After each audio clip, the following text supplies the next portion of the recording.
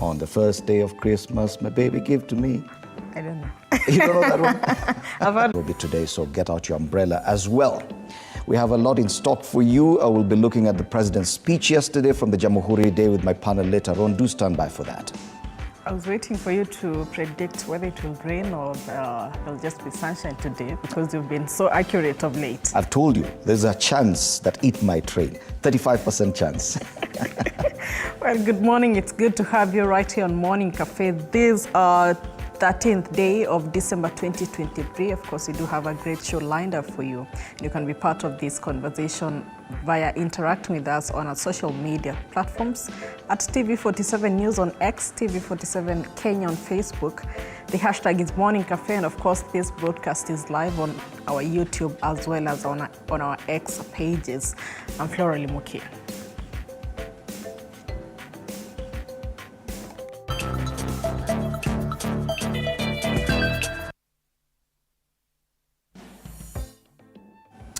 Let's take a look at the top stories this morning. President William Ruto yesterday announced that the country is out of danger of debt distress, saying his policies to cut spending and raise revenues have started to pay off, terming them as the only way and means of escape for the nation.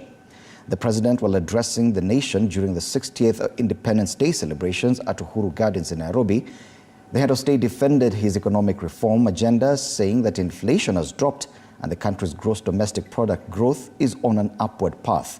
Apollo Kamau reports on a statement that will raise questions given the current projections by the National Treasury and other crucial state agencies on the performance of the economy.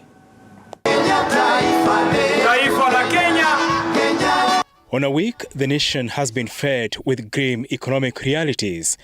Amid questions on who is fooling who, President William Ruto, during the nation's 60th Jamhuri Day celebrations, chose a message of hope to an expectant nation waiting to hear a messianic message, and one that will be subjected to hard questions.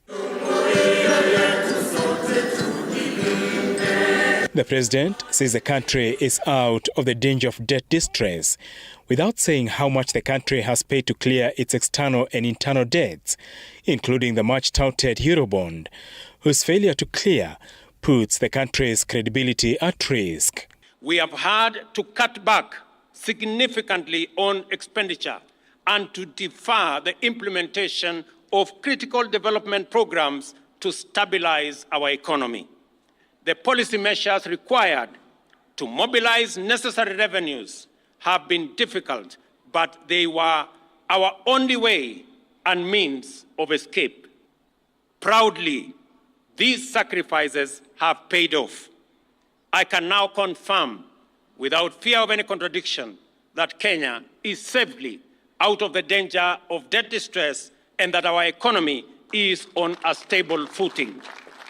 The president's message, coming on a week his deputy Rigathi Gachagua said the government is committing 70% of its revenues to pay off debt, while National Treasury Cabinet Secretary Professor Njuguna Ndung'u lamented how the government is unable to pay salaries for public officers due to the debt distress and reduced revenues, while the Commission on Revenue Allocation cast doubt on increased revenues, given the Kenya Revenue Authority KRA missed its target by 72 billion shillings in the first quarter of the year.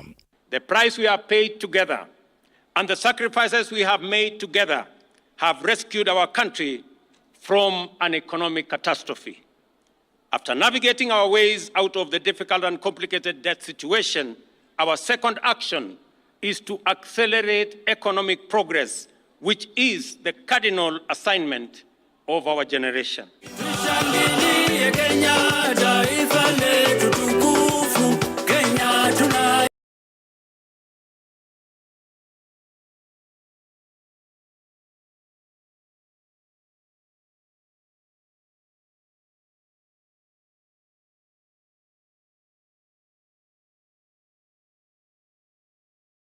Jobs for skilled Kenyans abroad, and heavy investments in the education, agriculture and health sectors. Our beloved President, Dr. William Ruto, is implementing a radical plan, the Kenya Kwanza plan for socio-economic transformation. For instance, in just a year, Your Excellency, You have laid a firm foundation for socio-economic transformation. In October, you put the nation on course to achieving universal health coverage. Under our President's leadership, we are implementing comprehensive educational reforms through the competency-based curriculum, which we have far-reaching positive implications on our country. Jamhuri at 60. Tumpe makofi tafadhali. The affordable housing project, which the president says has employed 121,000 Kenyans, digital jobs in the wards actualized through the TVET centers, monetization of the digital media content, the Hustler Fund, the NSSF Fund, where the state is targeting the expansion of retirement benefits coverage of 15 million Kenyans, stipends to the elderly, and the digitization of the government e-citizen platform as key steps to bolster the economy. The cost of living has been the bane of every Kenyan, putting the state on the spot as the opposition Azimio faults the Ruto administration for failing on the war on corruption, tribalism, and punitive taxes heading into the new year 2024. Apol Kamau, TV47. Now, from January 2024, Kenya will eliminate visa requirements for visitors. This was speaking, the president said this while during the Jamhuri Day celebrations here in Nairobi yesterday. The president announced that individuals planning to visit Kenya will have the option to pre-identify themselves through an electronic platform facilitated by the digital system. However, international relations experts have voiced their concerns about potential risks, including the infiltration of cyber criminals and unwelcome visitors. Mike Kagongo with the details. According to President William Ruto, starting January of 2024, visitors from around the world planning to visit Kenya will no longer require a visa. Speaking at the 60th Jamhuri Day celebrations in Nairobi's Uhuru Gardens, he emphasized that the country's socio-economic development is propelled by globalization and border opening, justifying the necessity for abolishing visas. This is not by accident. The scientific history account of early humanity is told by various archaeological sites in our country. To implement this new policy, an electronic platform has been established that will ensure identification of every visitor to Kenya in advance. According to the head of state, visitors will receive electronic travel authorization after verifying their identity. We have developed a digital platform to ensure that all travelers to Kenya are identified in advance on an electronic platform. However, international relations expert and High Court advocate Henry Makakara believes that the decision may have implications if the policies for its execution are not fully implemented. He has cautioned that this change could potentially expose the nation to various risks, highlighting the ongoing concern of terrorism in Kenya. On the one hand, visa-free travel into Kenya poses a great danger relating to corruption of processes, infiltration of organized crime, not the very least terrorism and allied activities, money laundering by international syndicates, and a lot of tax evasion. Mahakara further warning of the possibility of fraudsters exploiting the move, targeting a nation already grappling with numerous challenges. If really the policy choice for the administration was to give preference to visa-free travel as a spur, as an accelerator to improved trade and movement of goods and services, then relaxing visa would bring in to our shores much more danger than it would bring benefit. Kenya is the second African nation to have recently opened its borders, following in the footsteps of Rwanda, which allowed all Africans to enter without a visa as of November of 2023. Kenya had previously waived visas from several countries, including South Africa, Djibouti, Comoros and the Republic of Congo. Mike Kagwango, TV 47, Nairobi.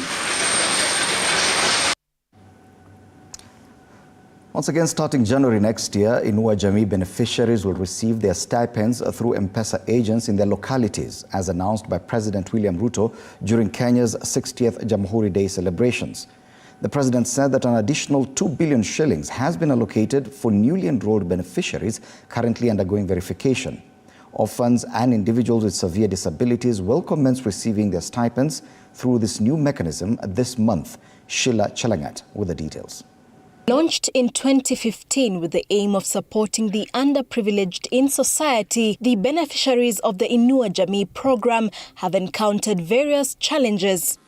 This program has had challenges with the beneficiaries traveling long distances and spending considerable portions of their stipend on logistics. To address this, the president announced the initiation of a new delivery mechanism allowing beneficiaries to collect their stipends near their localities. We have structured a new delivery mechanism for all our stipend-earning beneficiaries to receive their stipends from M-Pesa agents in their localities.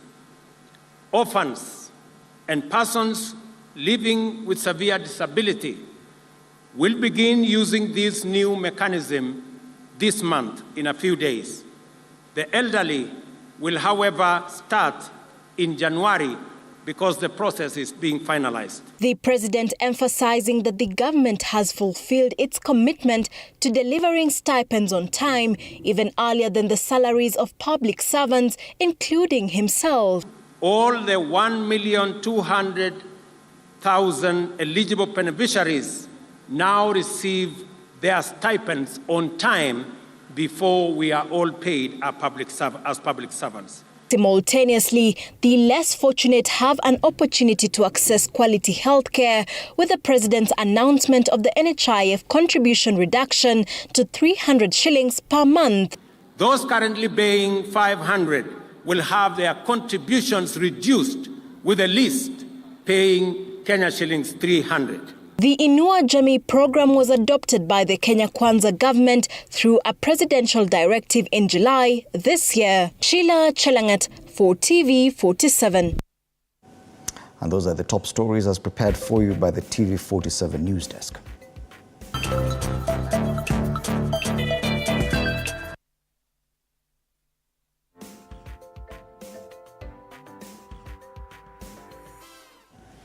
Yes, let's get to the dailies this morning and we kick off with the Daily Nation.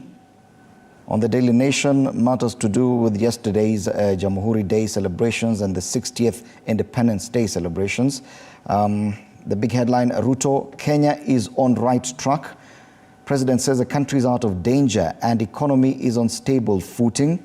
He talked about economy and debt. He defended tax measures, including housing levy and removal of subsidies as necessary. On corruption, he vows to support war on graft, saying no single shilling shall be lost through theft or embezzlement.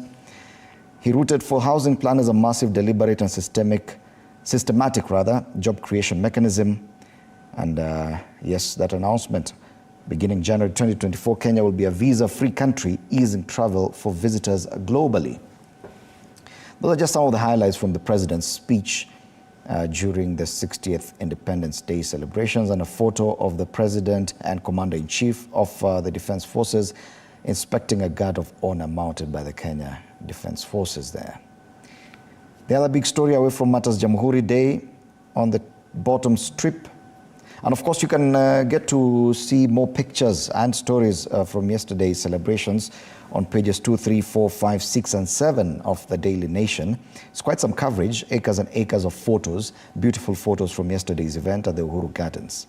The other big story is top of the world, Kipyegon Kiptum shine at World Athletics Gala. And yes, we have Kenya's top athletes being given international accolades there. That's the other big headline on the front page of the Daily Nation. The other highlights, Azimio wants Sabina Chege to refund parks for Jubilee whip post. Matters climate change, why Africa may end up leaving climate meet empty-handed. And a poll, half of businesses record reduced sales. Plus, in the inside pages of the Daily Nation today, that pull out on motoring. And that's what there is today on the Daily Nation. Tuangazie gazeti la Taifa Leo. Taarifa kuu pale, majirani watuhepa. Hilo ndilo swali kuu katika gazeti la Taifa Leo, na marais wa mataifa jirani watuma wadogo wao kuhudhuria maadhimisho ya miaka 60 tangu Kenya uhuru, na hatua ya viongozi wa mataifa jirani na kigeni kukosa kuhudhuria sherehe ya Jamhuri Day jijini Nairobi imeibua maswali kuhusu mtizamo wao kuhusu sera za serikali ya Kenya Kwanza. Hali hii ni tofauti na Rais William Ruto ambaye amekuwa akitumia mialiko anayopata kuzuru mataifa mbalimbali jirani Afrika na ng'ambo. Namna hiyo ndio taarifa kuu katika gazeti la Taifa Leo.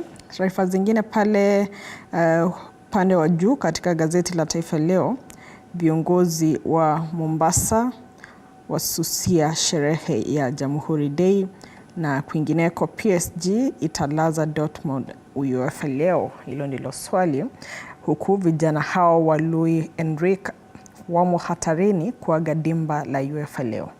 Hiyo ndio taarifa katika ukurasa wa 20 gazeti la Taifa Leo asubuhi hii. Pale chini 18,200 wafa katika vita eneo la Gaza, na idadi ya mwisho ya vifo kutoka kwa Wizara ya Afya chini ya Hamas ilikuwa 10,800. 18,000 people have died in Gaza. Yeah. Kwingineko wataka suluhu ya kudumu kwa mafuriko, na mwaka huu mafuriko yameharibu sehemu kubwa ya Tana River iliyoathirika tena vibaya mwaka 2018 na mwaka 2020.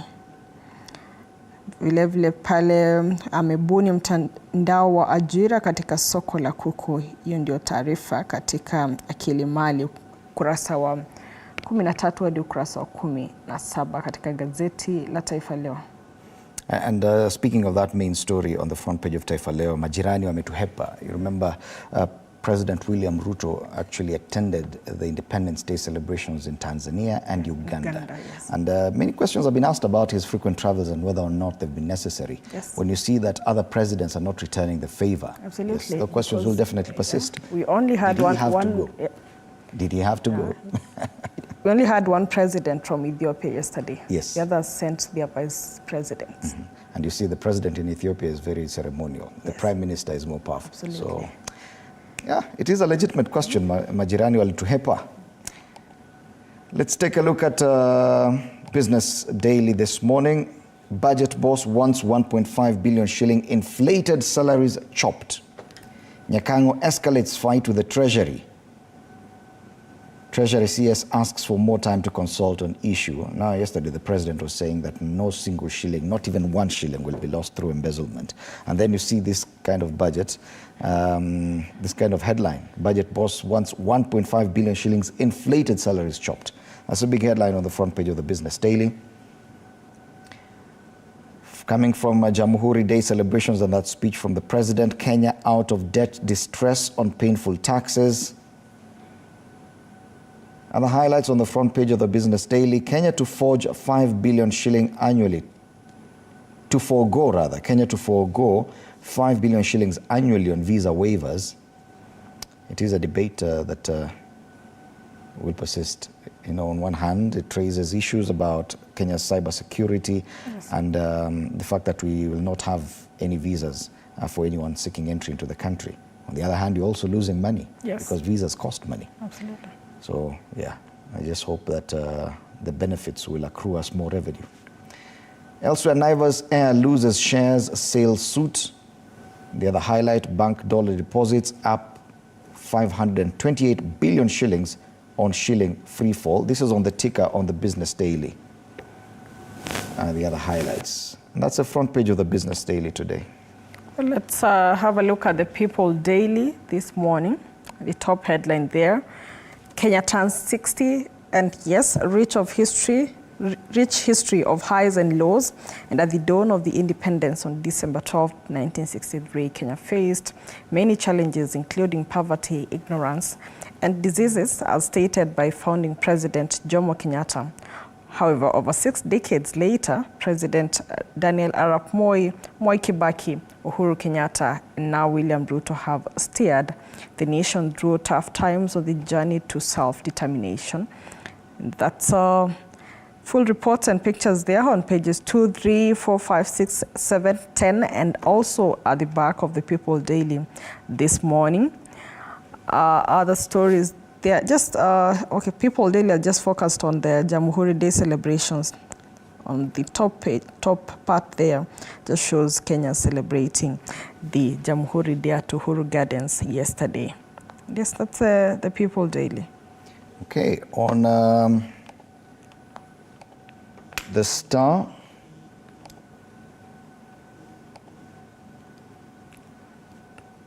All right, I think Ruto's visa order to bolster tourism. That's a big headline on the Star this morning. President says no foreigner will be required to obtain a visa starting January. And Kenya Kwanza administration is under pressure to deliver on its pledges.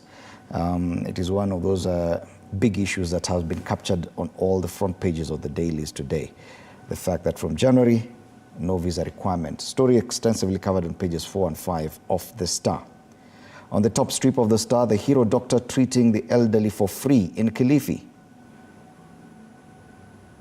That's a big read. And on the bottom strip, more highlights on the front page. Down there, severe injuries. Calro casual worker wins 2.4 million shillings for electrical burns he suffered in 2008. Elsewhere, KRA shocked as leading corporates post losses amidst economic crisis. And on heavy taxation, Kenya has taken the wrong development path and needs urgent remedy, says Raila. Those are the other highlights on the front page of the Star today. Let's cross over to the borders. Let's look at the Daily Monitor in Uganda. The top headline there says fire in Congo as a UPDF withdraws. The Uganda People's Defense Forces has withdrawn hundreds of its troops deployed in Eastern Democratic Republic of Congo under a regional initiative 5 days after military chiefs endorsed the pullout. That's the big story on the Daily Monitor in Uganda this morning. Away from that, ready to count, EU boss says 2024 census to be conducted digitally. Other stories on the Daily Monitor. On the top strip, IGAD issues locust alert for Uganda. Elsewhere, Parliament tells of Bobi Wine over claim government plans to bribe MPs. And yes, those are the stories on the Daily Monitor this morning. Okay, and we cross over now to Tanzania. Tuangazie gazeti la Mwananchi.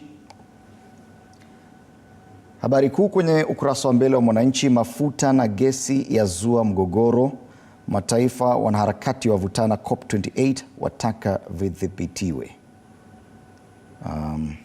Wasema petroli na diesel ni chanzo cha kaboni methane ambazo huchafua mazingira. Habari zingine kwenye ukurasa wa mbele wa Mwananchi kule Tanzania: mahakama kumaliza ubishi kesi ya Kinamdii Chadema. Habari zingine kwenye ukurasa wa mbele: tuliahidiwa shilingi milioni 17 kila mmoja. Kwingineko, jamii bondi ya kusanya bilioni 400 yaingia DSE. Na pale chini, viwanda bubu chanzo kuzagaa bidhaa bandia. Hizo ndizo habari kwenye ukurasa wa mbele wa Mwananchi kule Tanzania. Tuangazie gazeti la The Citizen in Tanzania, and the top headline there: Unite Against Fakes, Government Now Urges Industry. And the proliferation of bogus factories is dealing a severe blow to genuine manufacturers, the government said yesterday, and asked members of the business community to form a united front against the problem. Other stories on The Citizen: The top strip, a Chinese firm starts Tazara assessment in a revival strategy. And yes, away from that, on the bottom side of the Citizen, what COP28 resolutions mean to you. And that is the story on page 2 of the Citizen this morning in Tanzania. Other stories, NMB green bond raises 400 billion shillings in the finance of climate, social and environment-focused projects as received as much needed shot in the arm after NMB Bank's PLC's bond was oversubscribed threefold. And those are the stories on the Citizen this morning.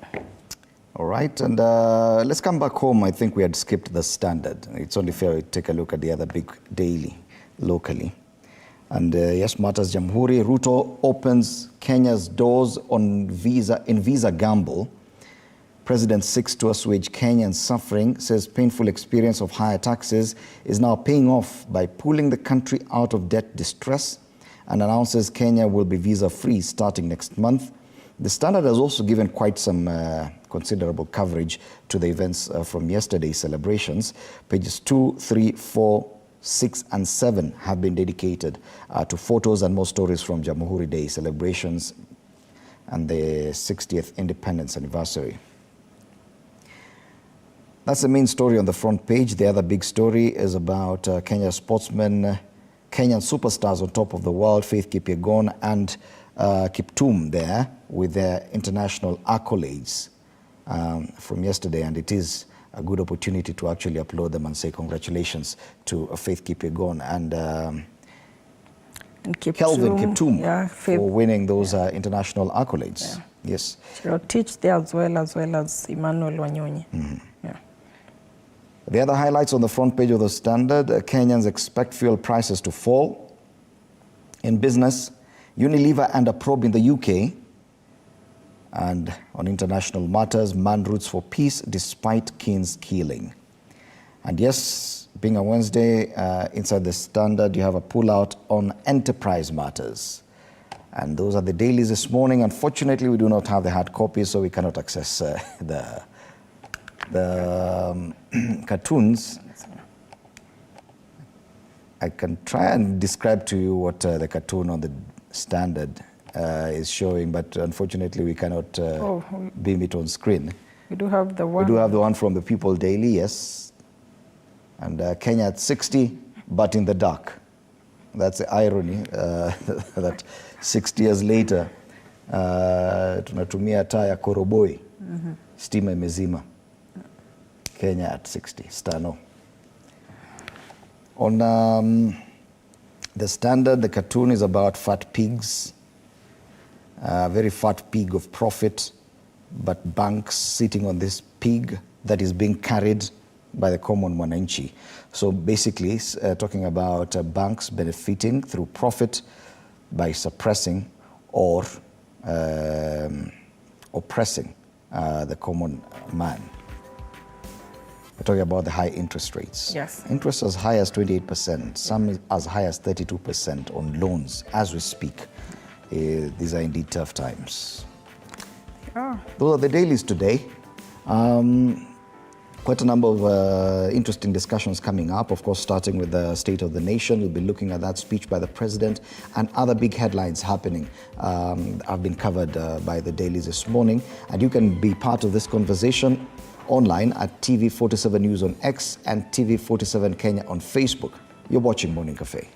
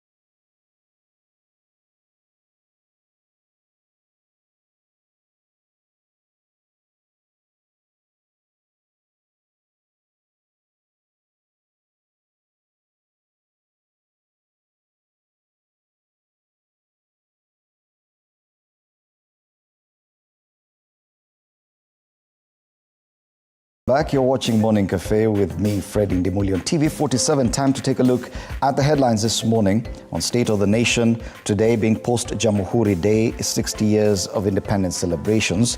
And this morning, a privilege to have in studio. Let me start from my left, extreme left, Melita Olendilai, political and governance analyst. Karibu sana, TV 47. It's good to have you in studio. Good to be here. Thank you very much, Fred. Next to Olendilai, we have Njoki Mboshe, Council Member, Law Society of Kenya. Karibu sana. Thank you very much. Good morning. Good morning. A familiar face on this panel, Rafael Obonyo, public policy analyst. It's good to have you back. Umepotea sana. Where were you? Nilichukua break kidogo, but happy to be back. Okay, I thought people were taking the break towards the end of the year. Now, 12 days to Christmas. Anyway, it's good to have you in studio. And last but not least, Maliba Arnold, another familiar face on this panel, public policy analyst. Morning. Morning, karibu sana. Asante. So, ladies and gentlemen, yesterday we had the 60th Independence Day celebrations. We're also marking Jamhuri Day. And of course, there's a lot of confusion on 60 years of Jamhuri or 60 years of independence. But it is actually 60 years of independence, then 59 years as a republic. And a lot happened, and the president gave a very comprehensive speech. It was 17 pages long. He touched on a number of issues, some that have been highlighted on the dailies this morning. And unfortunately, you do not have the hard copies, but I can take you through some of the highlights. The Taifa Leo chose to go with a question, Majirani wametuhepa, indicating the fact that, pointing out the fact that regional presidents did not attend the event. And this is despite the fact that President William Ruto actually attended the Independence Day celebrations in Tanzania and in Uganda as they marked their 60th Independence Day. Others picked on the visa issue, and that's the Star, Ruto's visa order to bolster tourism. On the Standard, Ruto opens doors, Kenya's doors in visa gamble. And on the Daily Nation, they chose to go with the economy. Kenya is on right track. So, question is, what stood out for you from the president's speech? And let's start with you, Rafael. Thank you so much, Fred. I think a couple of things stood out.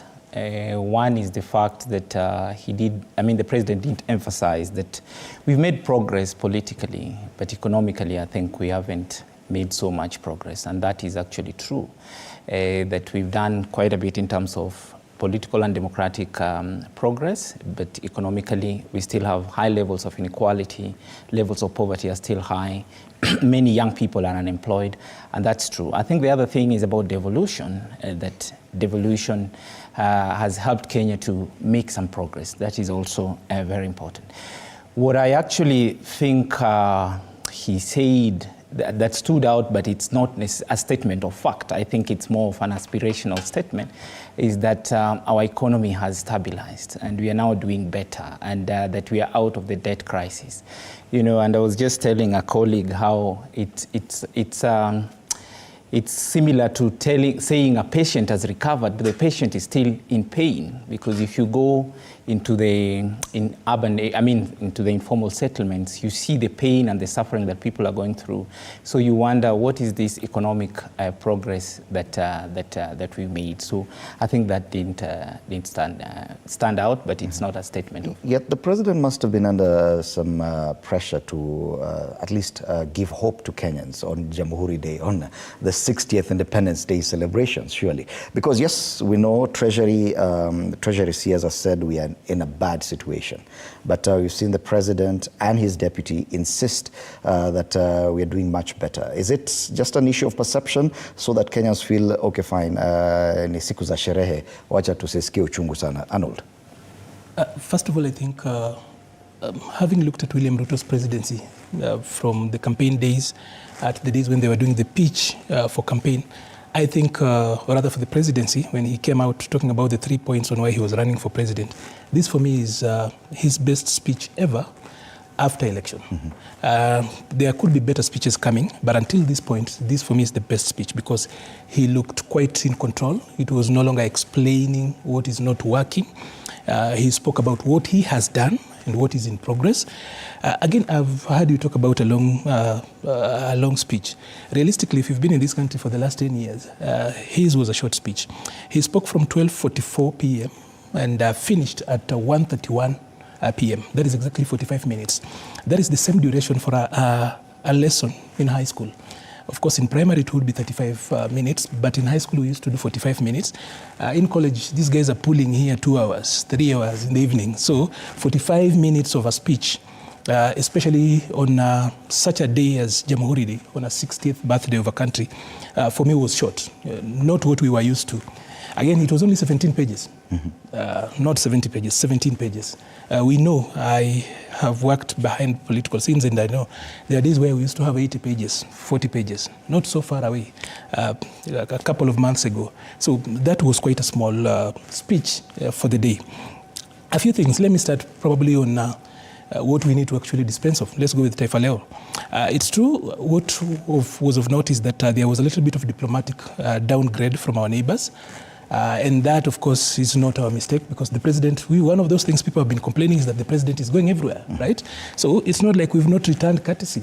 So when Uganda, our very important partner, sends us a deputy prime minister, not even the prime minister, not even the vice president, for me, that feels like majirani wana catch feelings. Hizi biashara ndogo ndogo za pipeline, we don't need to kuwa na feelings mingi.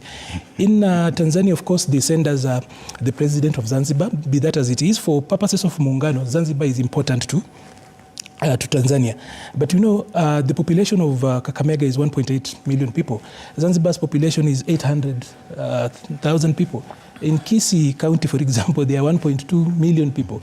Zanzibar, if you are to talk about more or less like Kibra. Smaller, yeah. It's not so much of a big place.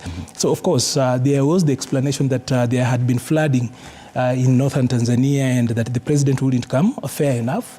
El Nino has been wreaking havoc, but still not sending us somebody from mainland. I still feel, as a Kenyan, especially who is a friend to the EAC, that wasn't good. For Burundi, they sent us a vice president.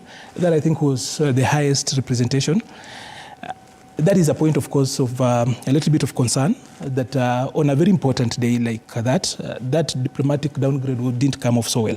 But as of what the president said, number one, the elephant in the room has been the debt distress. And the president spoke about the shared pain, the prices we have paid for us to actually get to that particular place. You know, there was expectation, doom and gloom, for everybody's prediction. We actually have come to a place where we now are sure that we've got access to the IMF books, or rather the checkbook is open for us. We're even going ahead and paying part of that particular debt this year ahead of its maturity. But even as I wind up, I just needed to say this, that there's so much points that the president spoke about, but I needed to point out this, that in the last 12 months, 2.5 trillion of debt matured. How much do we collect even from revenue? So that we've actually been able to actually maneuver that.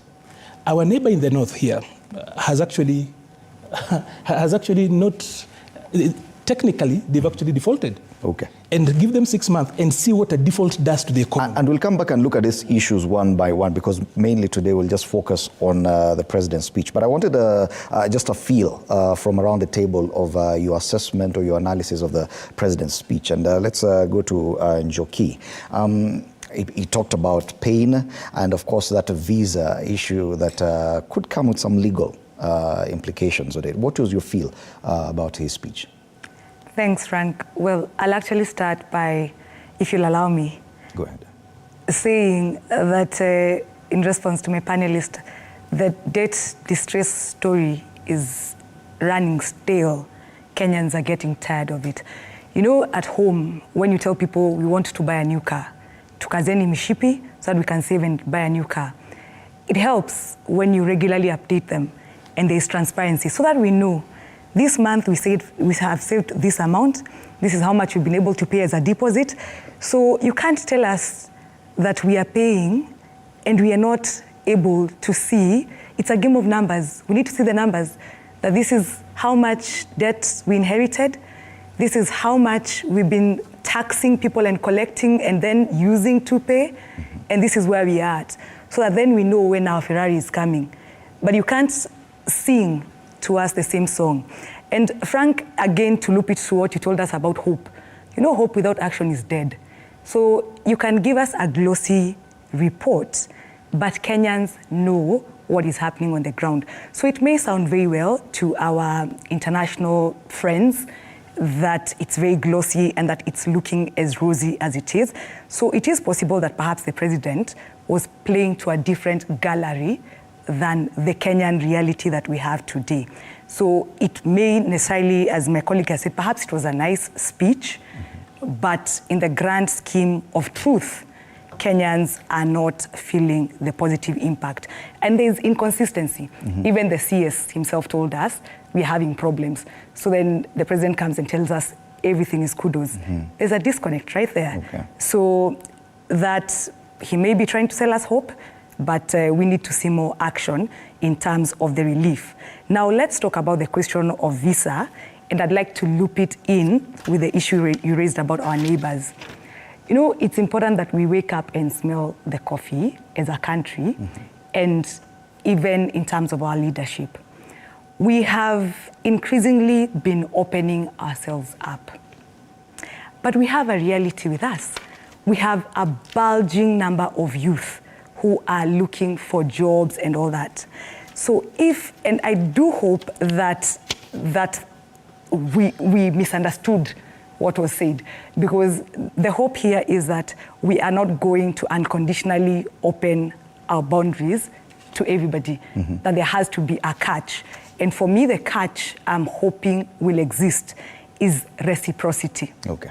Yes, so that if we are going to open ourselves to a country, then they should very well be able to be reciprocating that particular favor. The other aspect of reciprocity, Frank, and Fred in Dimuli. And it's important that the viewers know that I know you. Fred has a middle name, Frank. You know, maybe we know each other, yeah, frankly speaking. Anyway, so Fred, the other thing is that even as we reciprocate, you know, there's something as what is the value of reciprocity for us? For instance, if I'm allowing you to come into my house and I usually cook chapati, and in your house, you offer water. And in my house, I have chapati and water as well. So the fact that you're allowing me to come to your house and you're offering me exactly what I have, it's a question of, is there mutual benefit to the same level in terms of quality? So we need to be very careful, and I do hope that when we are looking at that provision or that position, that we are going to be very deliberate about checking the legal implications as well as the socio-economic impact. And we'll come back and interrogate that issue of the visa further. But before that, let's get Bonandilai's take on the president's speech, a general view of what was said yesterday. Yes, thank you very much, Fred. Yeah, we had a chance to listen to the president for 45 minutes, as clearly indicated. And this was his second Jamhuri Day celebration, the first in Kenya by a president born post-independence. He was born in '66. And it was inspiring to me in terms of where we have been in the last, say, 3-4 years. Inspiring in the sense that, you see, economically, the president highlighted how he had been able to make some very necessary but painful decisions in terms of economic transformation. And yes, he was able to also highlight, in terms of figures, where we are. Yes, we've been in the red, and judging from what even has been happening in our neighborhoods, and as far as even Ghana, he explained how now we are in good books with lenders. And lending is very necessary. Yeah, I mean, it is inevitable at times, because as a government, when you make a budget to spend some money and you don't have that enough money, then definitely you have to borrow. We can very well remember that in the Finance Bill 2023, government had initially planned to borrow almost 800 billion, but it was hard pressed to bring it down even up to 300 billion. What has been very difficult to our situation is the fluctuating exchange rate, which has inflated our debt this year to almost 1.2 trillion. Specifically, we had borrowed about 310 billion. But out of that, the exchange rate, which inflates the bill by 65 billion every month, has resulted to almost 809 billion of in interest, only because of the exchange rate. And in the backdrop of all that, you can commend the government because it's only a year and a half old. It's still on its first finance bill. And we can feel some progress is being made. Because when you see the IMF coming and offering us some relief to cushion us from the exchange rate, we understand that the Trade Development Bank is already giving us about 46 billion to cushion us from that. We read in the Business Daily last week that, as my colleague rightly put it, that somebody somewhere messed up by using our foreign reserves to prop up our Kenyan shilling to sort of give it stability since 2020 up to early 2023, and which is also the reason why we are where we are at the moment. And talking about the visa waiver for all foreigners, to me it's a good relief because it opens up doors for tourism, it opens up doors for business, and we need that forex so that we can be able to sort of stabilize our it is a very interesting debate, and we'll come to that issue of the visa. Yes. But there's that issue of relief that you talk about. You say that there is a feeling of relief. I don't know if that feeling is shared. Yes, the president acknowledged that there is pain and sacrifice and suffering, and he said it was necessary. But when you say that there is a sense of relief, I want you to clarify that, because probably not many or not everyone on that table feels that there is relief in the sense that, I mean, we all know where we have been in the last 2 or 3 years. I'll go to the basic commodity of unga. For example, there was a time we were buying unga at 230 shillings per 2 kg packet. I think now when you go to a supermarket, depending on the brand, you can get unga from between 145 shillings for the 2 kg packet to the highest of about 180. To me, that is a relief. Okay. Also, edible oil, we have seen a reduction on that as well. When you can go even to cooking gas, there was a time we were buying a Meko, a 13 kg Meko. At almost 3,400. And as you're talking about this, I can see Njoki is itching to respond. That question. Yes, briefly on the issue of relief. Yeah, on the relief. First of all, there was, starting with the Eurobond, the uncertainty about us being able to come through to it, the markets had actually gotten quite jittery. It was seen in inflation, that's easing up.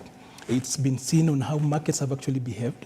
So that is at the fiscal level, that has actually, is bringing in a little bit of stability. Number two, like he said, last year, you know, he was talking about at a time. We are in December, right? Last year in December, one of the common things we were discussing on panels, for those of us who show up regularly, was the price of unga. When we went to election, government had actually tried to subsidize the price of unga. And getting a 200 pack was actually magical. And people were being asked, have you seen it? And in December, you could still not get unga for less than 230. This is December, like the one we had last year. And he actually even overpriced unga when he said that it's 145. From where I live on the other side, in Nairobi South, I know that unga is between 130 to 180. He marked up a little bit higher. And I come from a village myself, from the people who properly eat ugali. Our people do not do packet flour. Gorogoro unga, the way we call it, is about 70 to 90 bob, and then you go and grind it with 10 bob. That was a miracle last time. People were getting unga ile ya kijiji ya kusiagwa. And by the way, 85% of Kenyans who consume ugali do not buy packet flour. So there is that, there's the edible oil part of it. Of course, there is the pain on fuel. And that, out of the 8 parameters that define the cost of living, the cost of fuel here actually is still one of those that we actually, no one is actually saying that it's not working. Tomorrow or a day after that, we expect that fuel goes down by between 7 shillings and the clarification is a relief already being felt, Raphael, as, or are we hoping to get some relief? I think it's an aspirational and it's a hope, which is a good thing. Hope is a good thing. But I think we also need to be, the reality is such that there's no relief yet. Kenyans are not feeling the effect, the impacts, and more or less the benefits of the economic model that is being implemented yet. Maybe that will come, but as it is now, that is not being felt. Cost of living is still very, very high. You just need to, you don't even need to go anywhere. You just need to walk to some of these slums and you will see. And truly, you cannot measure cost of living based on the price of unga. You know, that's not how. That's what is the cost of living? Just a moment. No, just a question. Time. No, I'm just asking. Yeah. What is the cost of living? Cost of living cannot be measured based on the price of unga. There's so many other commodities that people consume that perhaps the prices have, actually not perhaps, the prices have gone up. For example, fuel is really, really high. Sugar is really, and many, many other commodities. The way to measure cost of living is whether people are able to afford 3 meals a day, not whether people are able to afford a packet of unga. And remember, this is just after the harvest. After harvest, you know, the market will flood and prices are likely to fluctuate. So in the short run, you might have prices low, but in the long run, the prices might because the cost of production could so still be affected by the exactly. So you cannot just pick one commodity and then say, the commodity of this has gone. I mean, the price of this. I want to get Njoki's response before we go on a break on this issue of relief. Are you feeling it? You know, Fred, it's important to appreciate that we are in the holiday season, and during the holiday season, there are usually holiday offers. So the fact that there are holiday offers, we shouldn't take that to mean that the price of things has gone down. Okay. The other thing, and I agree, there are many other parameters to measure the cost of living in addition to unga. So when you reduce the price of unga, supposing that was the reality, which it is not, it doesn't necessarily mean that everything else is okay. What is even the cost of healthcare in this country? So let's not, it's important for us, and it's important that we are honest to Kenyans, and I think that's why we are seated here today, to say that we are being told that the checkbooks are now open. But what are the implications of the borrowing or the lending? What are the conditions that are attached to it? It's not money we are being given for free. For how long are we going to continue to pay? Is that not the result? Is that not the reason why the taxes have actually gone high? Okay. Hold that thought. We need to take a break. It's important. We'll come back to forget that train of thought. Okay, 15 seconds. This is the point. The one reason why I'm actually have to be hard on Raphael is because him and I do the same business. And we in public policy are people who have to defend data. I would forgive lawyers because lawyers are not good mathematicians. But for Raphael... you need to take that back. You need to take that back. And no, Fred. No.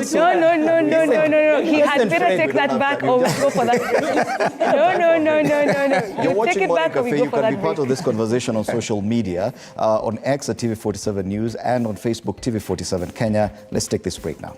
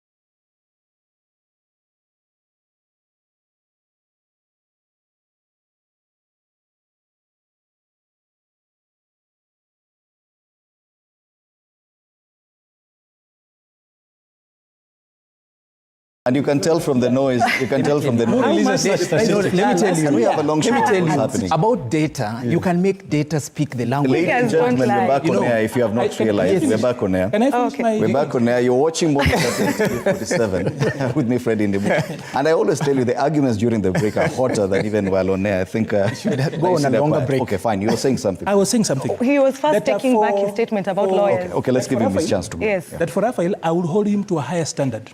Because he even has brought up the word measure. We are the people who talk about meal, monitoring, evaluation, accountability, and learning. So last year, in December, a month like this, after a harvest, the price of flour was not the same as it is. It's a fact. Mm-hmm. And them that come to these morning shows, we who have got the opportunity to come here in morning shows, we have to go back to the old adage that in God we trust. Everybody else must bring data. So last year, the price is obvious. All of us know what it was about flour. The cost of living is 8. Today we use about 8 parameters to measure them. And food is one of them. What is our staple food in this particular country? Is ugali, largely. So you cannot bastardize the price of the packet of flour based on sentiment. For Raphael, I cannot forgive him. For the others, I can allow. I think. And the other thing is this, that she spoke about the CS talking about us being in the red and everything else. In March 2018, Rotich, who was the CS Treasury, spoke about us being broke. In June of 2021, Ukuri Atan, then the CS Treasury, spoke about the country being broke. This is where I'm coming from. And then in February this year, on 23rd of February this year, the current CS said we are broke. And I can go back and name so many things. What is a fiscal deficit? It already means that technically you are broke. That is why we have got deficits and we have to look for ways of paying that up. So the languaging of we are broke is a very common one in government. Yet, but for government, he went beyond that and said that they are even struggling to pay salaries to civil servants. For government, if governments are not in reality broke, but technically, so long as you have got a deficit and all of them have got fiscal deficits, they are broke. But then governments have got illiquidity problems, because if you are illiquid this week, then the bonds next week will actually take care of that. Are we having a problem with our T-bills? No. So you cannot pick one statement and then sensationalize that and run with it without looking back. Okay. Njoki, I'll give you an opportunity to go. Well, first I'll start by forgiving Arnold's ignorant remark about lawyers.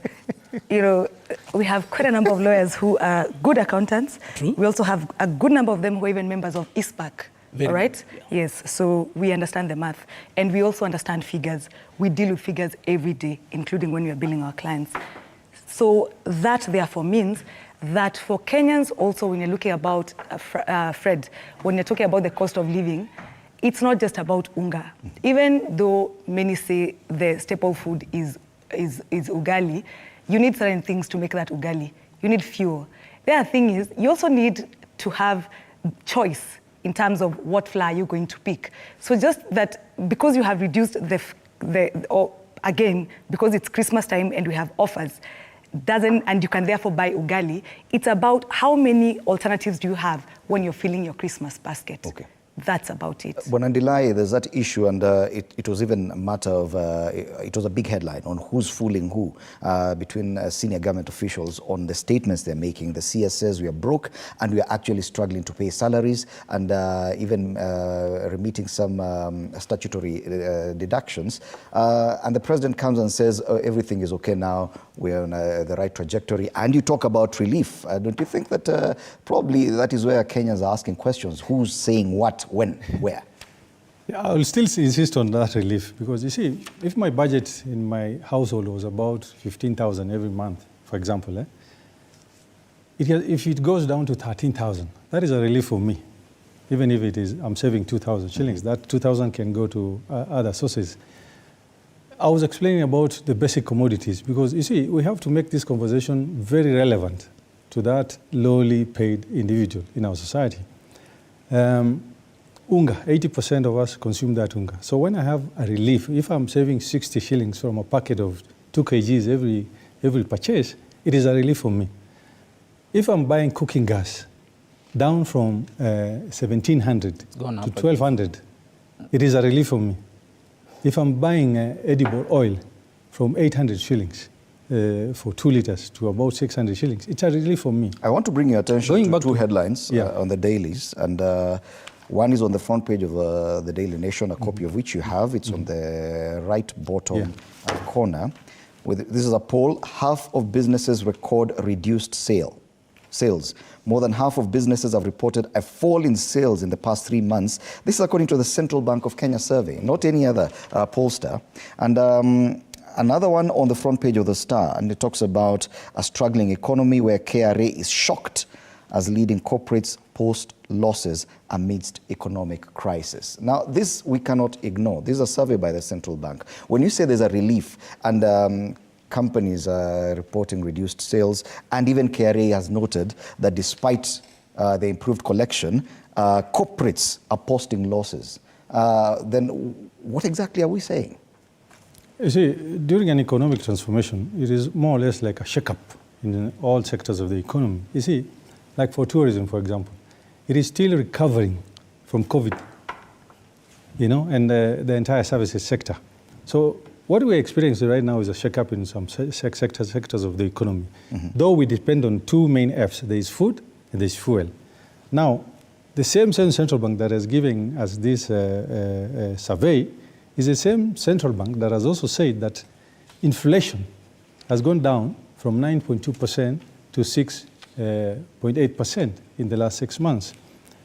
It is a relief. It is an indication.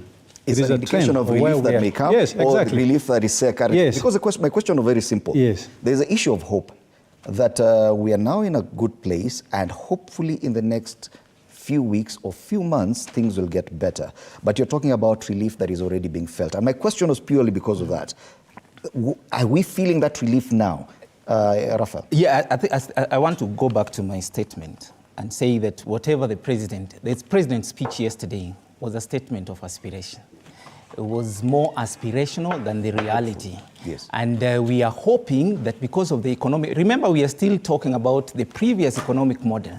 We've not started, looking at the current economic model and the effects that it's having. But as it is, whatever model of economics is being implemented, people are still not feeling the impact. People are still struggling. People are still suffering. Cost of living is still high. Because of taxation, many people are being pushed unnecessarily into poverty. So if there's going to be a relief, maybe that is going to come later. And why are we struggling in accepting that probably we should be hopeful and accept that we are in pain right now? Why is a certain group insisting that we are okay now? There's no pain now. No, because there was hope. Even the president said there is pain. Yes. So no one is saying there is no pain. Yes, Njoki. Fred, and that's really the issue. I wish we could acknowledge the reality that we are living in.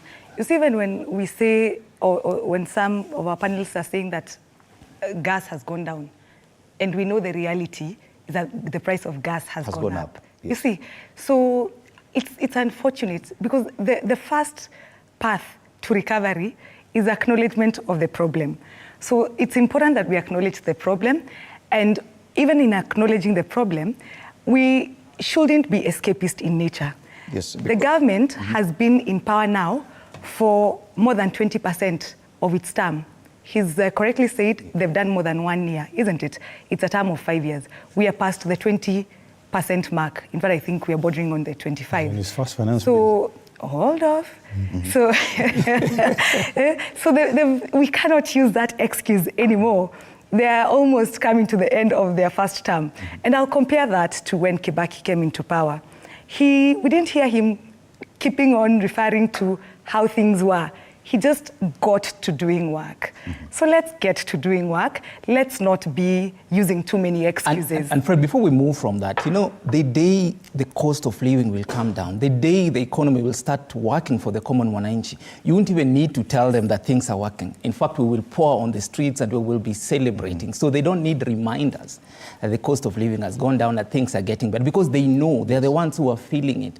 They will tell you. But because it is the politicians, it is the government that constantly constantly keep saying that things are better, things are okay now. But if you go talk to people, if you engage people, if you interact with people, and we're all Kenyans, we're in this country, we know the pain and the suffering that people are going through. So I think what we must acknowledge, recognize and appreciate is that there are no simple solutions to these things. Yes. So and then once we appreciate that, then it will become easier to sort them out. But if we keep painting a rosy picture of things that are working, yet we know very well things are not working. Maybe they will work later, but as it is now, the reality is... And I'd like to remind Arnold Maliba that on this panel, you also made a promise, or a prediction rather, Yes. that when the prices of fuel come up for review this month, there'll be a reduction of at least 10 shillings. That's what you said. 7 to 10 shillings. It is captured here on the front page of the Standard that Kenyans actually expect fuel prices to fall. Yeah. If it happens by that margin, that will definitely be a relief. Yes. Yes. And so I think we're in agreement that yes, a relief may come or will come, but at the moment probably we are not there yet. We are hoping. We are hoping that something? it will come. Eh? So that then we remain on a true tangent. Or in number 17 of the president's speech, paragraph 17, I need to read that so that then we lay some bare facts here. I've seen us mixing up things. This is how it reads. The greatness and patriotic devotion of the people of Kenya have been on display during the past year. Together, we have made right choices. Sometimes we have taken very difficult and painful decisions to steer Kenya back to the edge of catastrophic cliff of debt distress and move our nation in a new direction. No one, no less than the president himself, acknowledges that it's been difficult. And he's telling us exactly where we were. What is the president saying? The president did not talk about relief now. Yeah. No, we're talking about the pain. They say that people are not acknowledging the difficulty, and the politicians and the leadership do not. I've heard that statement repeatedly. Okay. That's why I wanted to say there is no better spokesperson of government than the president himself. And not once, not twice. I've even read you. Yes. He's acknowledged. And I think we're in agreement that he did not talk about relief now. He talked about the pain and But he suffering. said, So what we are talking about is the future. The relief he speaks about is that we no longer are in debt distress. That is a relief, especially to the markets. At the macro level, it was a big issue. Okay. And two, I think there are basic things, and we are pointing at them. For example... Fair enough. At the macro level, probably. But look at this. I think Arnold is backpedaling now. Eh? Look at the harvest. No, I'm actually just... You're just backpedaling. You cannot... I want us to move to another issue. You cannot eat your cake and have it. You see, hope is not entirely a bad thing, but all of us know that hope could be a good breakfast, but a terrible dinner. In 6 months, let's just talk about in the last 6 months, were we here? Would we be talking about what is actually happening today? We have got a harvest that has actually given us a relief. I've heard her speak about offers, and I'm wondering, last year was December. We had a harvest just the way he actually had said, but the prices were not the same with now. What has worked? One thing that has worked, and we don't want to mention it here, is that we did away with subsidizing consumption and did subsidizing production. And with that, we harvested an extra 18 million bags of maize, more than it was. That is a policy that has worked. Like the Swahili say, Mugala muwe lakini hakimpe. Okay, and I think we've really exhausted. I know that debate can continue. I wanted to pick it up, but it's okay. I will pick it up during break. Yes, let's just move on to the next. I wanted to pick it up now. Allow us to go back to the issue of diplomacy that we started with, and because this is tied a lot to President William Ruto's actions. In as far as diplomacy, he's perhaps the most traveled of Kenya's presidents. Within 1 year, he's done at least 48 trips, and we expect that before the end of the year, he could get to 50 very easily. Yet we're not seeing it translate to reciprocity, at least from this region. President William Ruto has been at the forefront of talking about these issues of Pan-Africanism and appearing to be the kind of leader who looks like he's going to marshal regional support and probably emerge as a new age Pan-African. But it would appear not. Raphael, what is the issue here when it comes to diplomacy? Kenya's 60th independence celebrations are a huge celebration. And even Maliba here acknowledges that that show left a lot of questions. I think the issue is that, each country wants to advance their interest. And in diplomacy, it's about negotiating and making sure that your interest is taken care of without necessarily antagonizing the other party. I think as it is, people feel that Kenya is a bit overbearing. You know, if you look at Uganda, just the other day, they say now the issue of pipeline, you know, we have tension there. Tanzania feels like Kenya is just looking after its own interest. So I think that is what is happening. So in championing Kenya's interest, the president also needs to be careful not to antagonize other countries in terms of, you know, either being seen to just be looking at Kenya only, if truly he wants to make sure that he moves along with the other people. If you looked at COP28, that is coming to an end today, there was a big meeting here, and people felt like Kenya was dominating. Now at COP28, whatever was agreed upon here has not been discussed, or those issues have not been adopted there. Why? Because people feel, you know, that child that people feel is kimbelembele.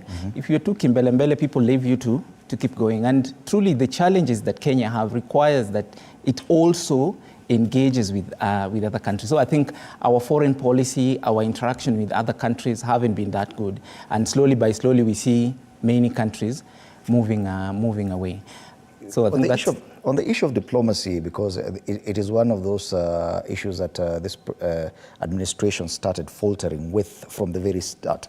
I think on day one, they were issuing tweets about the Western Sahara and deleting the tweets later on. One would have thought that with the amount of foreign travel that the president has engaged in, that he is perfecting the issue of diplomacy. But when we see this kind of result, it appears that probably it's not working as well as we would have hoped. Bonandilai. In all those foreign trips, I think they're about 40 now, not actually 43, 45. They are 48 actually. As we speak. He stopped counting. Anyway, my point is they will be beneficial, and especially in the long run. Looking at China, for example, our balance of trade is so imbalanced. We are at almost less than 10%. When you look at the figures, what we import from China every year costs us about 420 billion Kenyan shillings. But what we export to China is barely 27 billion shillings. Now, when the president makes such visits, you know, we always see him meeting, having business council meetings.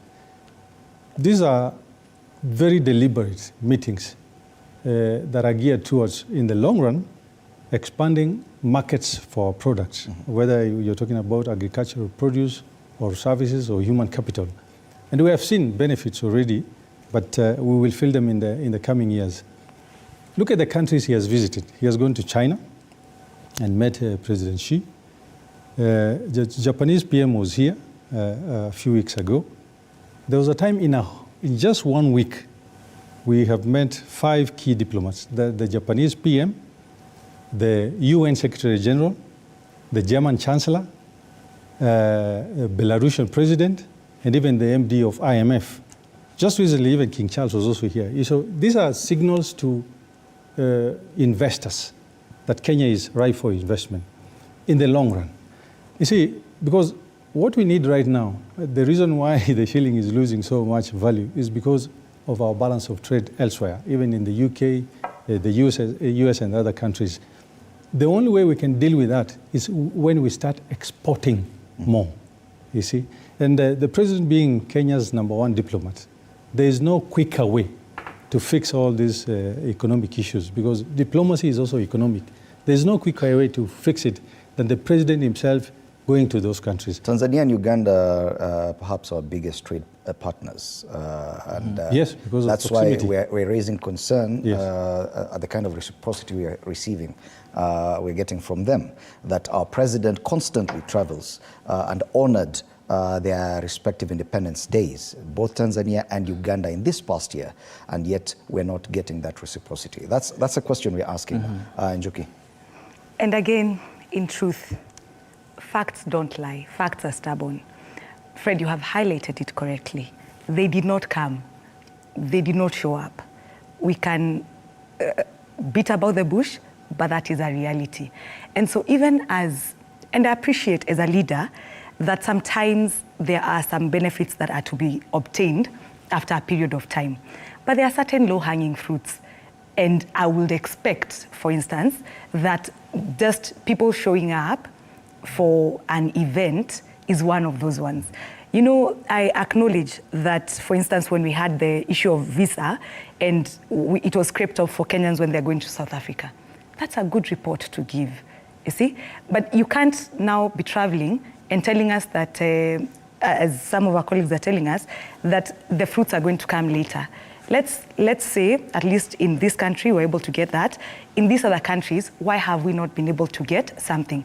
Because even as our leaders are traveling to those countries, they should, before they travel, converse with the other side and say, as we are traveling all the way, these are the bare minimums we are expecting. So as a Kenyan and as a leader, those are just some of the low-hanging fruits we can then make sure that we are getting. It's important, and I acknowledge that Kenya has a tendency, and it's not necessarily bad, to look like the big brother within the East African community and even within Africa. It's nice. Nevertheless, we have a reality as well that charity also begins at home.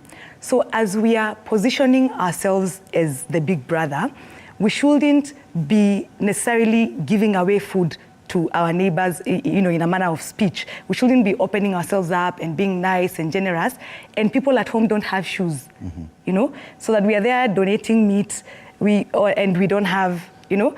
If we continue that way, we recently, you know, even this issue of sending our officers abroad, how much, even in terms of their welfare, are we also taking care of? So we can want to look like big brother outside there, but we shouldn't also neglect our Wanjiko here. Okay. Yeah. Arnold, the question is, are we losing our standing in the region?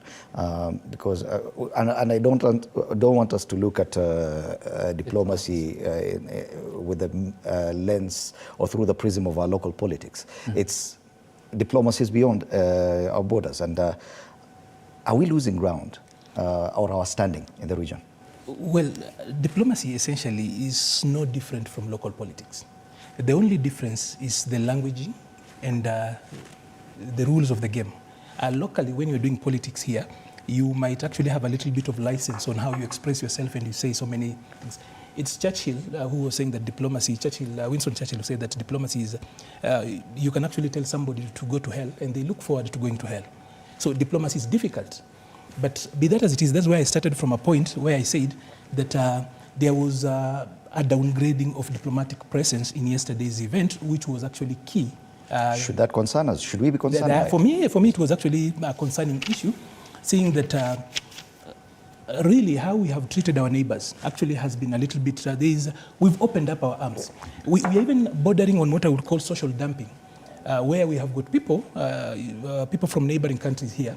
Ever since President Uhuru Kenyatta asked EAC people to actually come in and work here, we have actually conceded so much when it comes to the EAC protocols.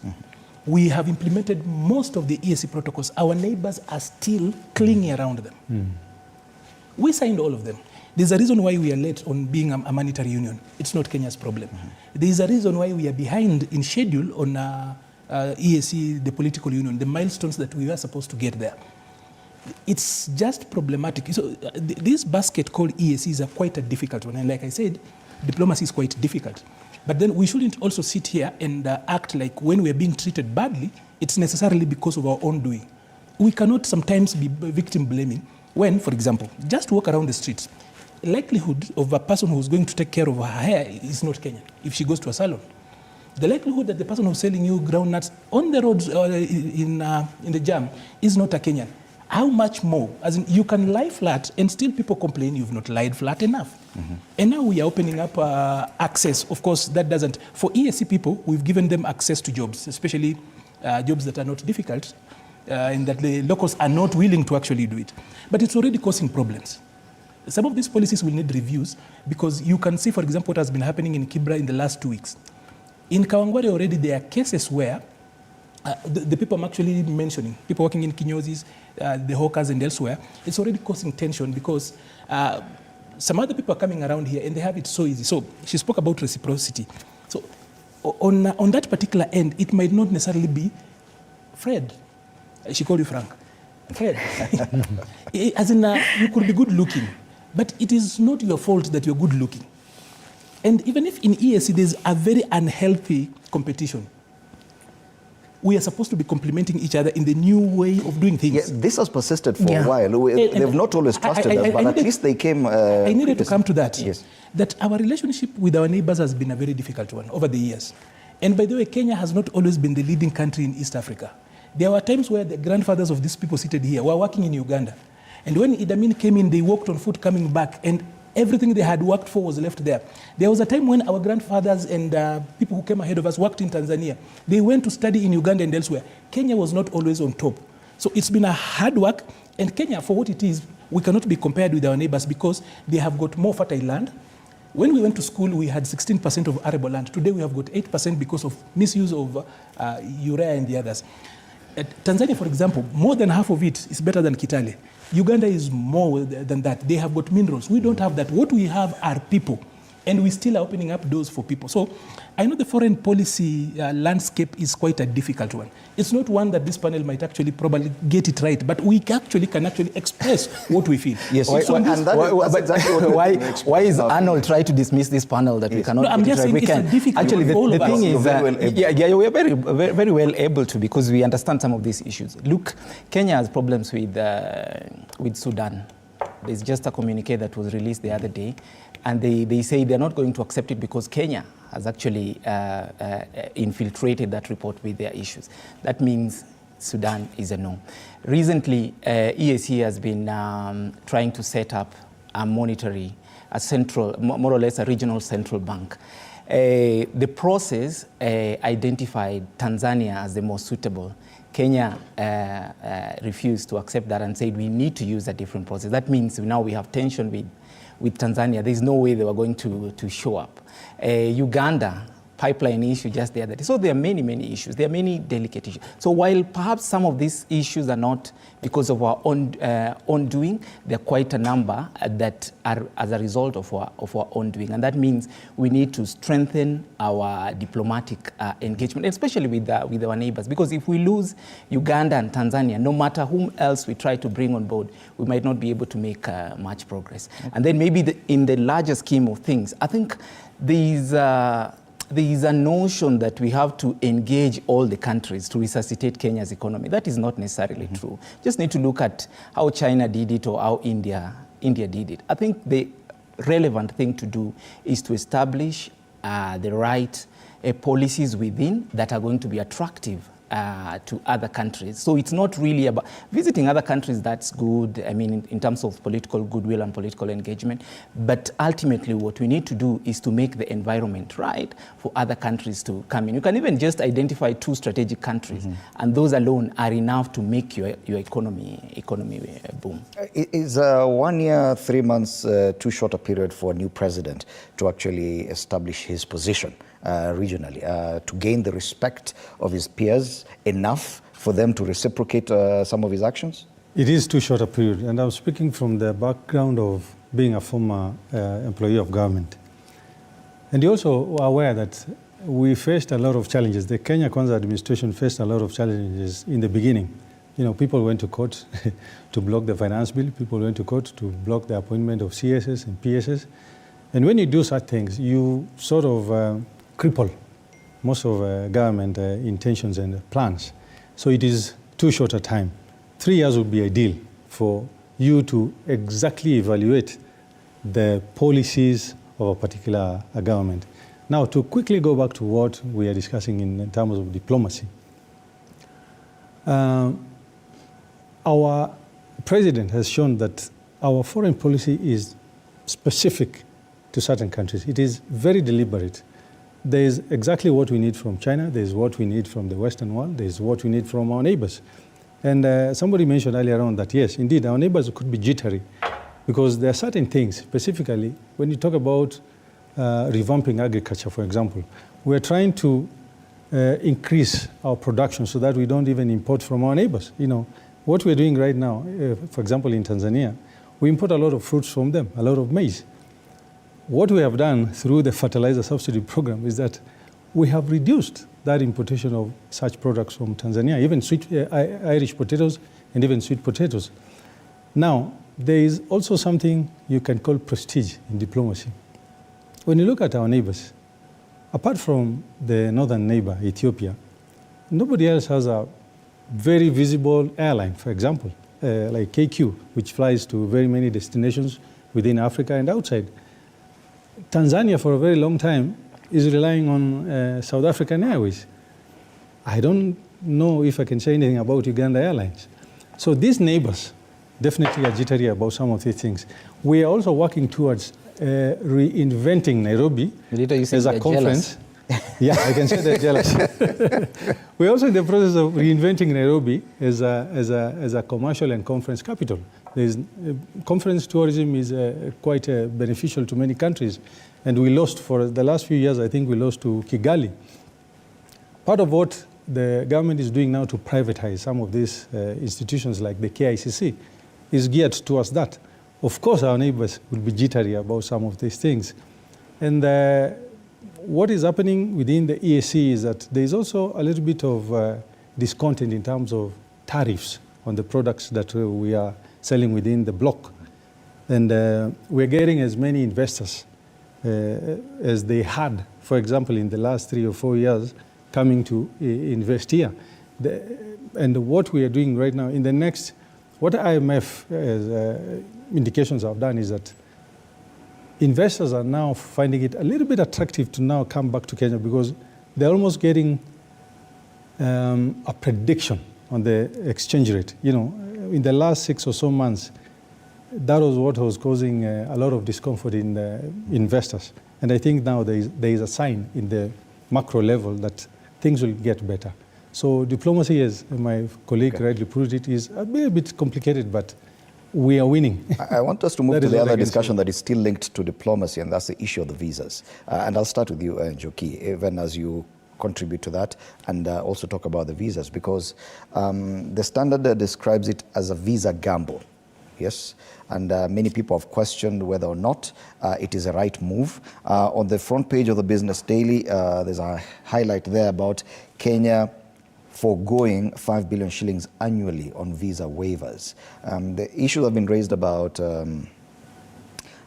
opening up your gates to anyone and anything at any time without proper checks, issues of cyber security, issues of allowing money laundering and tax evasion or tax avoidance to thrive. These are real issues, Njoki. Is it the right move? Do you have concerns about this blanket visa waiver?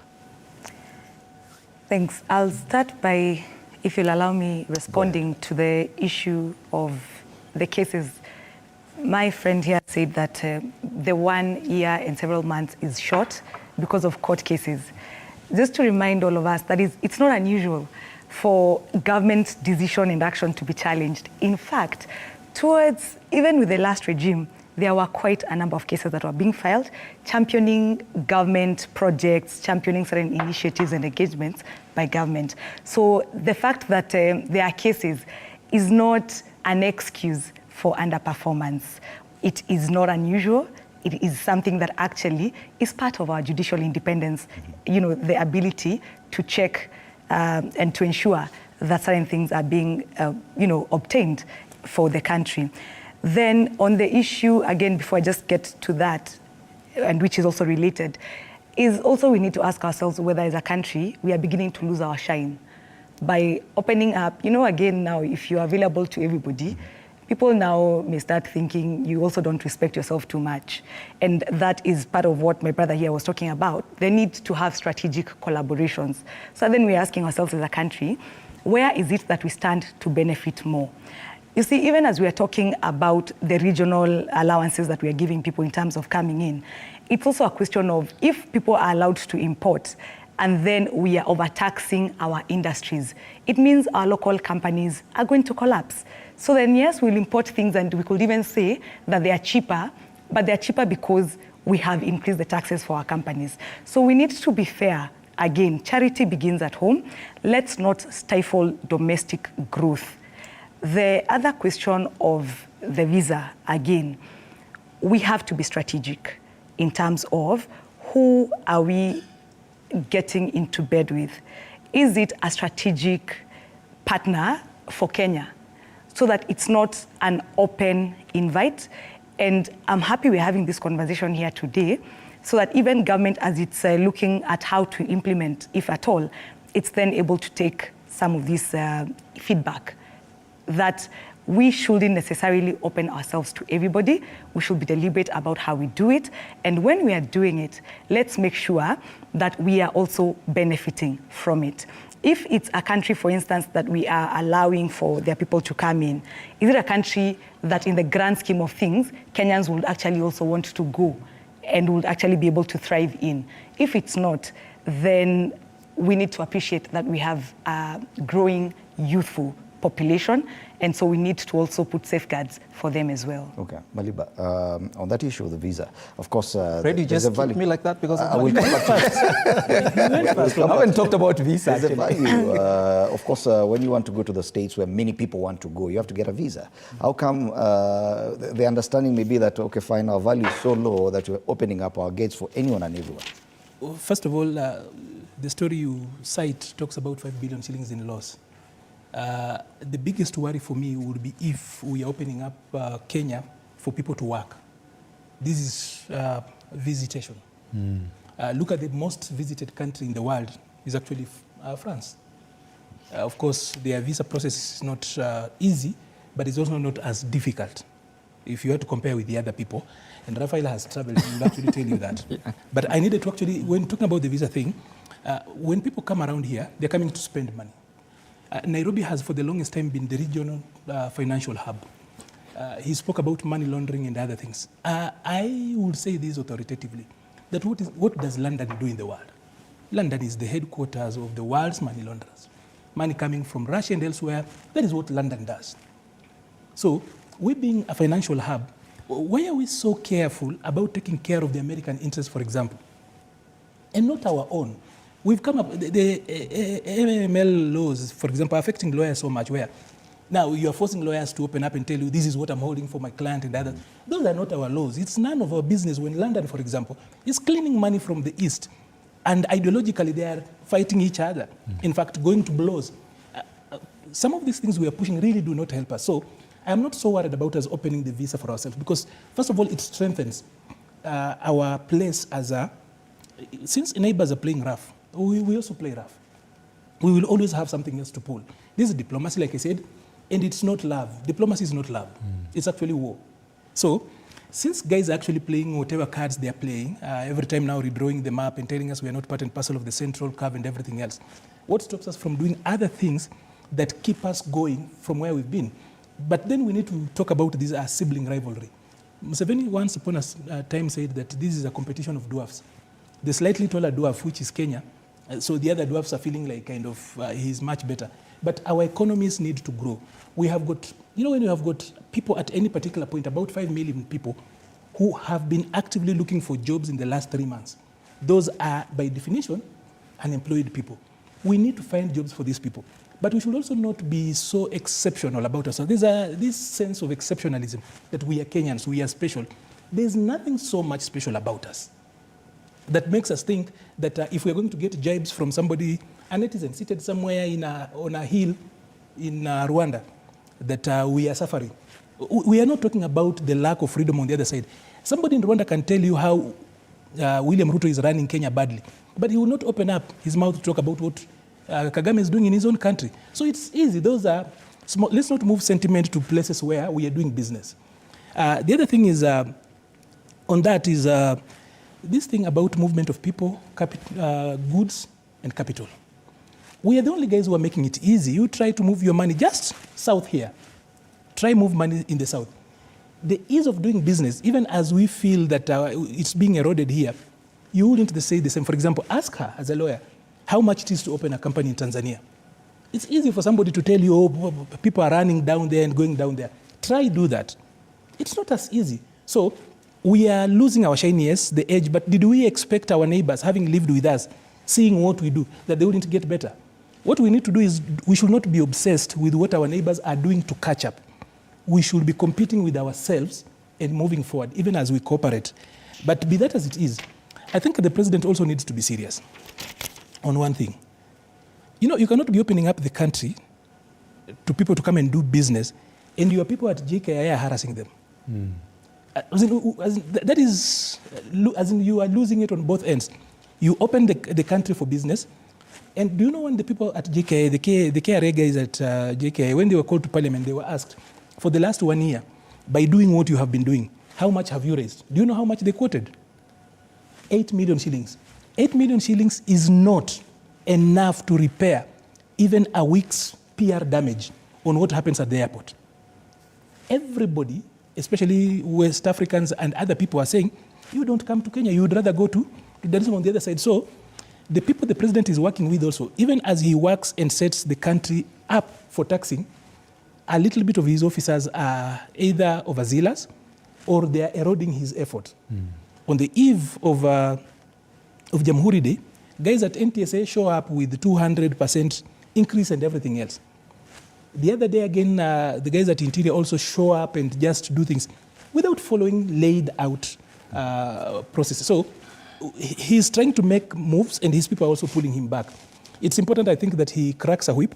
I know as a president, he shouldn't be the one carrying the whip, but somebody in his administration must carry a whip to deal with all these other people who are eroding his efforts. Raphael, there are some serious concerns, not just about money laundering, but also about illegal immigration that could be a direct result of just opening up the borders. That is a real risk that we face. Are we saying that by opening up or lifting the visa requirements for Kenya, blanket directive like that, has more benefits than probably what we stand to lose?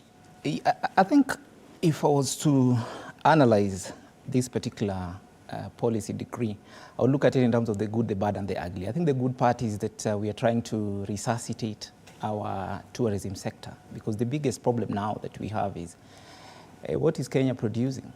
What are we exporting? I mean, tea and coffee are down and many other commodities. So I think we're trying to revive tourism, which is a good thing, I think, and it is important that we find ways of doing that. The assumption is that the reason why many more tourists are opting to go to Tanzania or now even Rwanda is because of our stringent visa rules. That's the assumption for what has been done. And so it means that if we open it up, then we'll have more people coming. The bad thing is that we do not have measures in place to accommodate, to implement this.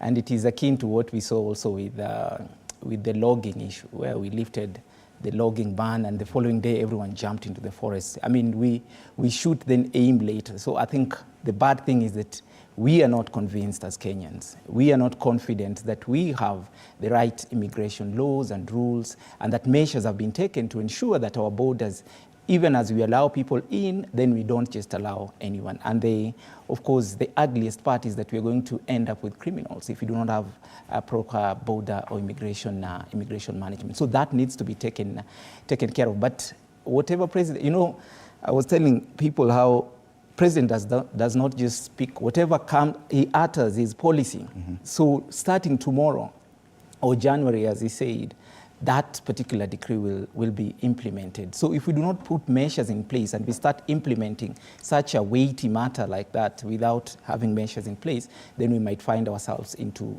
bigger problems. You mentioned something very serious, very curious about agriculture. He made a mention of it in his speech. But there's a general feeling that despite the fact that for 60 years, we've always said that agriculture is the backbone of our economy. Now we're looking at tourism because we do not have enough exports. We are not producing as much even agriculturally. And we look at even our education system, the one we are even transitioning in.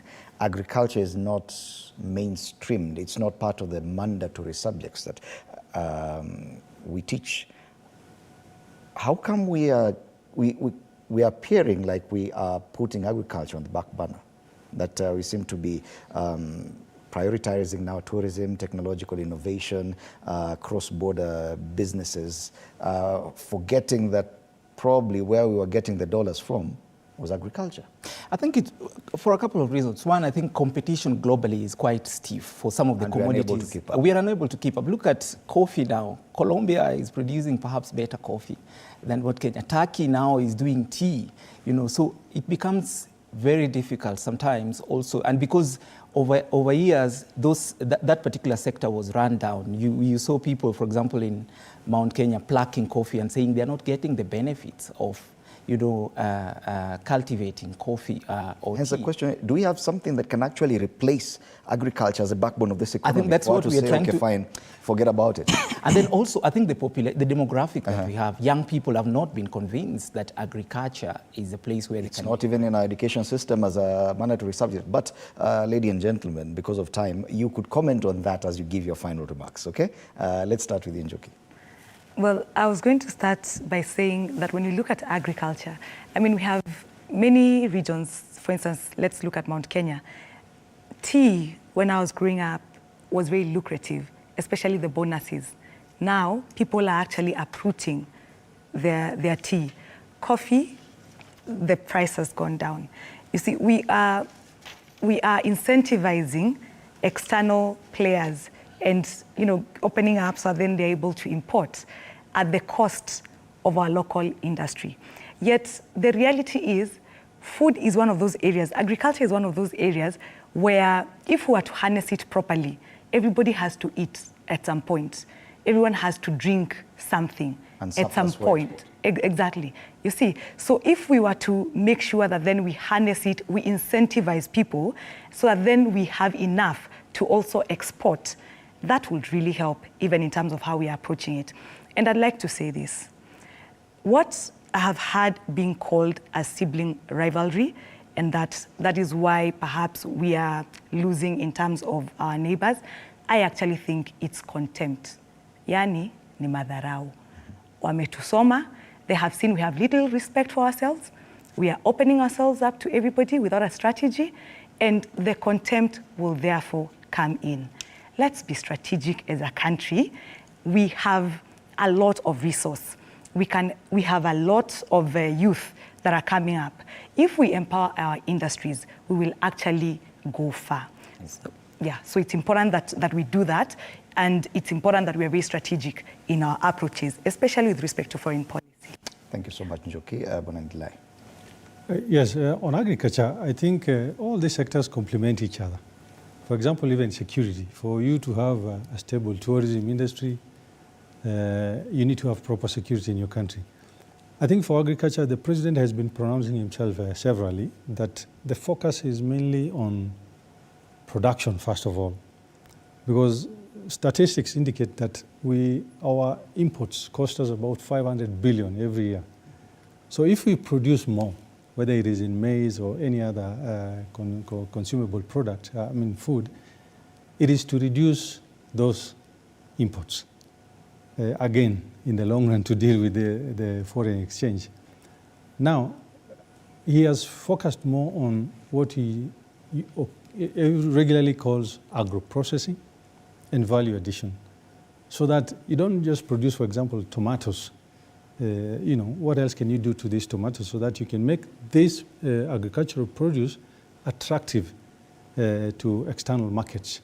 So that is what we are trying to do now in agriculture. And the same, there are some reforms that are ongoing on the coffee and tea sector.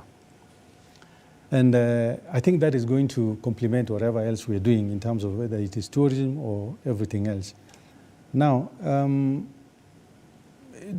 aside from just creating jobs, it is also putting us on the right track in terms of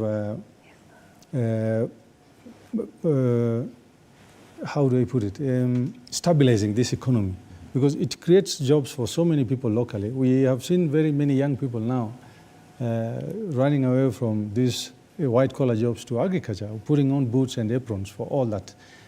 There's a report published by World Bank, I think 2 years ago, that billionaires, the next billionaires in Africa will come from agriculture. Now, going back to the visa requirement, I think the government needs to clearly pronounce itself on what the president decreed yesterday, because everybody is worried that there would be an influx of foreigners into the country.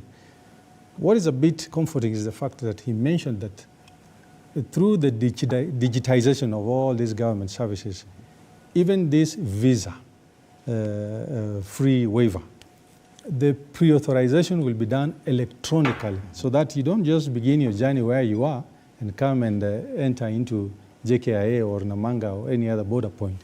You seek authorization. There is an authority that you have to seek digitally first before you begin your journey. Okay. And I think for business and for tourism, it will be a good thing.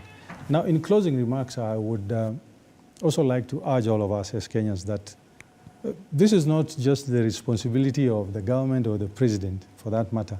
I think there is a very big role that we will all have to play as Kenyans in terms of taxations, you know, to free ourselves from this over-dependence on all these debts that we have to borrow every other time. So, yes, it is painful at the moment. It is quite painful. Life is quite painful, but as they say, the hour is always darkest before dawn. So I think in the next 2-3 years, things will get better. At least, but no relief. We should have started there, actually. First of all, the age of an average farmer in this country is 55 years old, and 7 out of 10 times it's a woman. First of all, even as a people, we've really not appreciated agriculture as much. Agriculture is not as sexy to young people. It's not attractive. It's something that even as we speak about it and try to work around it, you just need to look at an average farmer, the age being 55 years old and most likely a woman, somebody away from town looking probably into retirement. We've not treated agriculture seriously as a country. Kenya still produces much lower than what the World Food Programme evaluates as the world's best for the poorest countries. We still as a country produce much lesser than that. Even for countries that are poor. So whereas agriculture has been deemed the backbone of our economy, it's largely subsistence farming, where people plant for eating. We've not really done agripreneurship, value addition issues, and actually ensuring that the woman who plants, or that particular person that plants coffee in Thika, for example, they cannot even sometimes afford a cup of that coffee once it's at Java. So it's something we really need to think. And the future, of course, is about water, food, mobility, and communication. Those are the key sectors going forward. The service industry for us has been big. It's been the goose that lays the golden egg for a very long time. But we've lost grip, of course, over time because of our neighbors around here. But still, we shouldn't also be so worried. Kenya has got about 5 climatic zones, from the coast going all the way to the tropical side in Western. There is no way. Some of these small neighbors of ours making noise, as in it will take 100 years before they catch up with us. I know we are worried and everything else. People whose size is the size of Kakamega cannot be threatening us, especially on the economy. As in, numbers and size also matter. So it's not as bad as it goes. But on agriculture, we need to change strategy. We need to also make it much more youth-friendly. Because the youth are the cog of the economy. These are the people upon which the economy actually runs today. In whatever form they are, whether they are skilled or semi-skilled, those are the people driving the economy. So if they are not in agriculture, how do you expect a miracle from agriculture? It's not going to work so easy. And then, of course, there are challenges around that. Land tenure. Young people don't own land. You would be surprised that all of us here, probably 1 or 2 of us do not have a title deed. As in, they're almost going into middle age here. And that will just, young people and land ownership in this country is a little bit challenging. So those are some of those bureaucratic challenges that we need to do away, because access to land is important. But I need to say this finally. That you see, Kenyans do not respect themselves. She said that. Even at individual level, if you were to look at our social media, you would think this country is burning. We totally disrespect ourselves. We disrespect our government, we disrespect our country, we trash ourselves and expect other people to respect us. And when they actually throw one jab or the other on us, we are worried, they are looking down on us. My friend, you have to first respect yourself. We cannot be a people with zero patriotism and expect sibling respect.